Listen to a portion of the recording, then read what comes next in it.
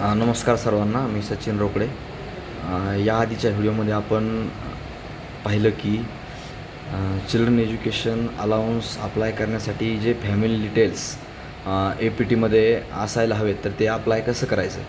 तर आपण या व्हिडिओमध्ये पाहणार आहोत की एकदा तुमचे फॅमिली डिटेल्स DDOकडून अप्रूव्ह झाले, त्यानंतर चिल्ड्रन एज्युकेशन अलाउन्स हा APTमधून कसा अप्लाय करायचा. तर सुरू करूया.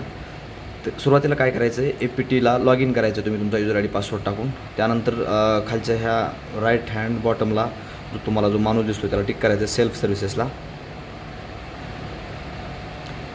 त्यानंतर काही कार्ड्स असतील त्यामधील हे जे कार्ड आहे एम्प्लॉई पेमेंट सिस्टम ह्या कार्डला ओपन करायचं आहे. त्यानंतर पे रिइम्बर्समेंट या कार्डला टिक करायचं आहे.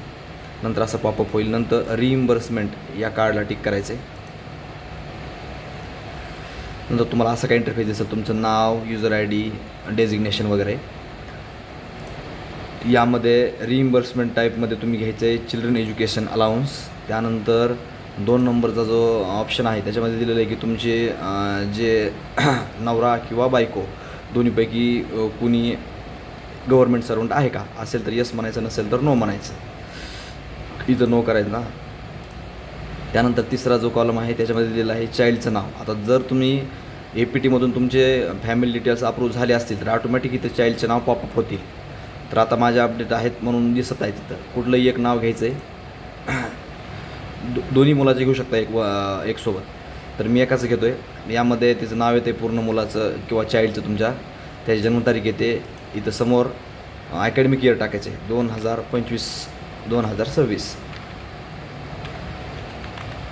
त्यानंतर इन्स्टिट्यूशन नेम टाकायचे, इन्स्टिट्यूट नेम जे काय असेल ते. आणि समोर क्लेम अमाऊंटमध्ये टाकायचे 6,000. हॉस्टेल अमाऊंटमध्ये करायचे 0. हां, आणि एम्प्लॉय रिमार्कमध्ये रिमार्क टाकायचं काय काइंडली ग्रँट. यानंतर प्रिव्ह्यूला टिक करायचे. तुम्ही भरलेले डिटेल्स तुम्हाला इथे दिसतील. आणि यानंतर सबमिट करायचे. सबमिट केल्यानंतर एक रिक्वेस्ट ID जनरेट होईल.